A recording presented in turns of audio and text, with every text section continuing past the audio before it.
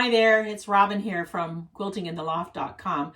I'm here today to show you how to DIY recover a lampshade. Now I have this old lampshade that's in pretty bad shape. I've even taped it where there's a hole. And that's okay because that's going to be the undersurface of how I'm going to recover it. There was an accordion folded kind of silky material over top that was literally just disintegrating, very dusty, even though I do my housework. And it was disintegrating with time and age.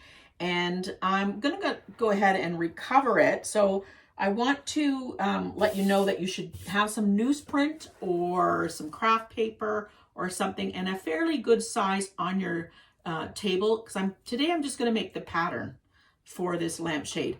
And what I'm going to be doing this week at quiltsocial.com is showing you how to use the Montmartre fabric paint to add some design to the fabric that I'll be covering the lampshade with. We'll also be using unique clever clips to hold the fabric and some 404 repositionable craft adhesive spray. And I'm using Fabric Creations Palette Basics in a cream color so that I can trace my design onto it. I wanted a nice light color so that I could see the design. I'm also using a visual art diary from Montmartre to draw out my design, and some black thread. So you could use polyester. I have Gutermann polyester thread here, and I have Gutermann cotton.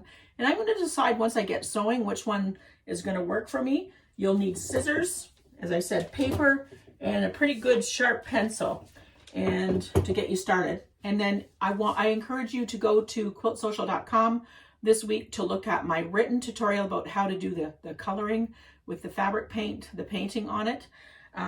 And so how you start is you put your circle, small circle, towards the left. And then I've got my seam down. So the seam that's on the inside of the lampshade, that's very obvious, is there because whenever they've recovered it before, they've had a seam. And so you're going to start at that seam, and you're going to work yourself really slowly and holding it. And then you're going to have to draw on both sides of the edges of the lampshade as you roll, and you're going to roll it away from yourself. And this will make the master pattern for it. So I'm going very slow because I really want to get this accurate. And I'm just going to roll until I come around to the seam again.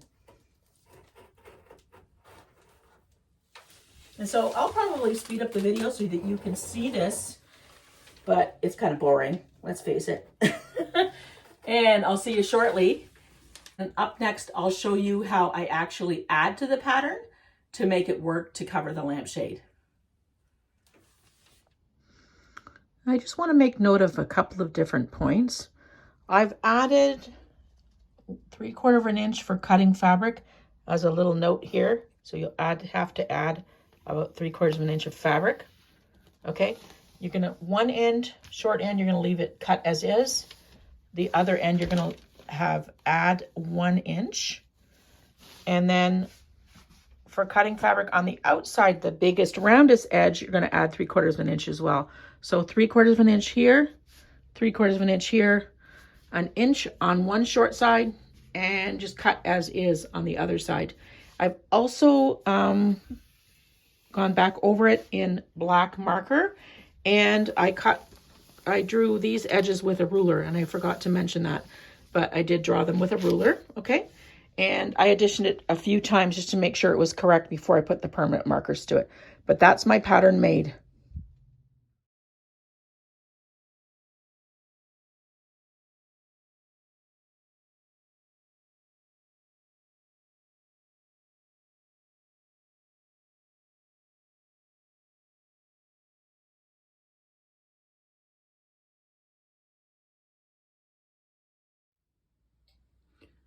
As you can see, I have my lampshade cover laid down on my table with my pattern, and I have added 3/4 of an inch to the wide round side and 3/4 of an inch to the narrow or smaller round inside, and I've added 1 inch to one end and nothing to the other. And I'm going to go ahead and cut this out now, cut the whole thing out. and then I'll be back to talk to you. I'm back again, and we're at the point where we have finished the pattern and cut out the fabric for the lampshade fabric. And I wanted to mention that I'm going to be pressing and turning under the inside short circle, and the wider circle, I'll be pressing it to the wrong side. Both of them, it will be 1/8 of an inch. And then the short end, I'll be turning it under 1/4 of an inch. So just let you know that for the actual upholstery process. And in the quiltsocial.com written blog, I'll be talking about Montmartre fabric paints and how I embellish this fabric with that. I'll also show you how I work with the Gutermann thread, and how I actually drew out my design in this visual art diary from Montmartre as well. Really, really helpful. But I drew a design out first, and I'll be applying that to this fabric. And then you'll see in this video tutorial how I actually upholster it to the lampshade, but you will need to refer to www.quiltsocial.com to see the written tutorial about how I use the Montmartre fabric paints. And I'm hoping that you'll enjoy the process. So it is a couple of days later after I've completed my design. That will be on quiltsocial.com with the method of how I worked with the Montmartre paints. So this is the method of how I did this, applied it, and then also how I sewed on top of it is on quiltsocial.com. It's a couple of days later now, and I'm going to get ready to upholster my lampshade here. And I've got ODIF 404 repositionable craft adhesive. I've got a window open for fresh air, and I have my unique clips, and I'm going to get started with the process of spraying the back of the lampshade cover, the new lampshade cover, and we'll get started with it. So I'm just going to spray it. I've got paper down on my table, so I'm not going to get overspray on my table. I'm just giving it a good spray so I know it's going to stick. Does have a bit of a smell, so I'm kind of not a real strong smell, but a little bit of a smell. So I'm kind of glad that I decided to have a window open. I'm going to bring the lampshade over here. It's all sprayed, and I'm going to put the raw edge that's not folded under. And I realize I've left extra for it to go underneath the bottom of the lampshade and at the top. I need to leave about 1/2 inch at the top and the bottom. And so I'm going to do that. And I think rolling it on would be the best thing. It is sticking together, but it is coming also apart, so that's great.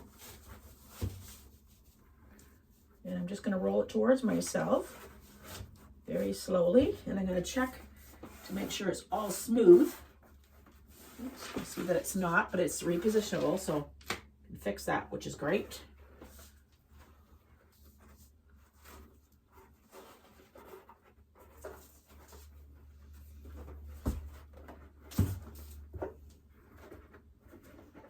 I'm pulling it down so that I can get it to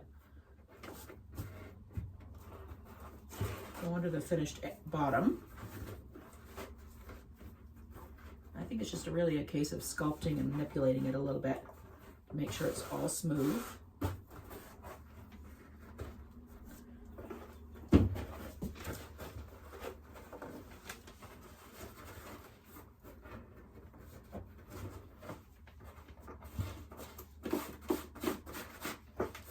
Looking good so far.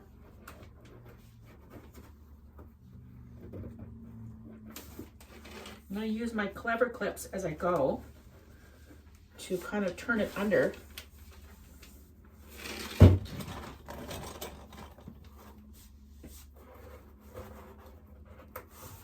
And hold it on. Well, this is great. These are looking good. These are the large ones. Just the 36 clever clips, but they're larger ones, so they work really good over top of the lampshade.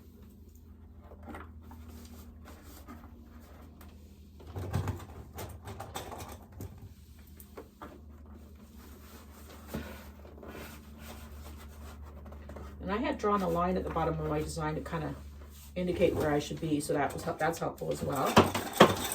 Probably should pour these out ahead of time if you're going to do it yourself at home. And I'm liking how the spray is repositionable, and I know that the fabric is kind of sticking together, but I'm able to pull it apart, so that's great. And I've never used this before, so kind of interesting to see how it works.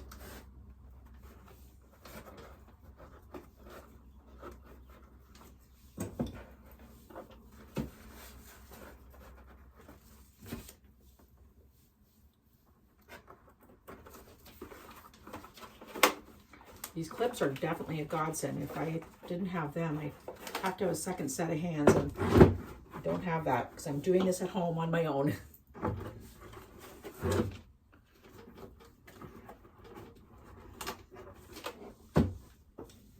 I'm making sure it's smooth as I go, and having the clips help it keep it down as well, which is great.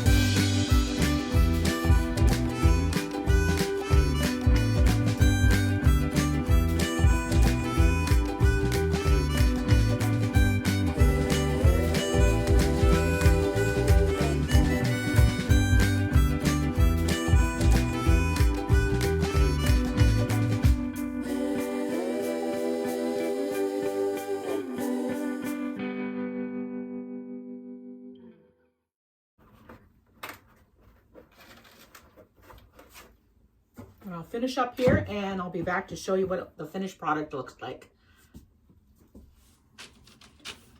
So here's our lampshade. It's completed, and I've just got the clamps, and I'm going to leave the clamps on for probably about an hour, and then I'm going to put a dab of glue on the inside all around the edge and on the bottom side all around the edge, even though, like on the fold over fabric, even though I've sprayed it, I just want to make sure that it's going to stick properly and that there's no kind of wavering, and it's nice and even. And I'm just going to use a craft glue, and then also along the folded edge on the back where we pre-folded it, I'm going to put a little dab of glue there just to make sure, but it's all nice and smooth. Really impressed with this Otive spray and these Clever clips. They seem to be fantastic for this application.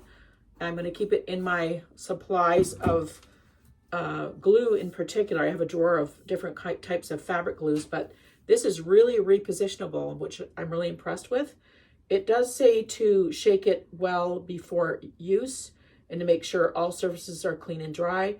Spray 404 a distance of 8 inches evenly on the back and wait 30 seconds. I didn't do that, but it still stuck.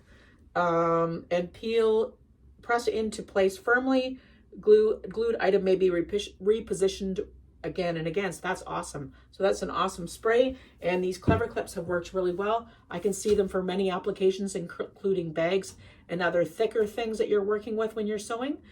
Great project. All of the technique in terms of adding the fabric paint is on quiltsocial.com, so have a look there. I hope you enjoyed this video tutorial.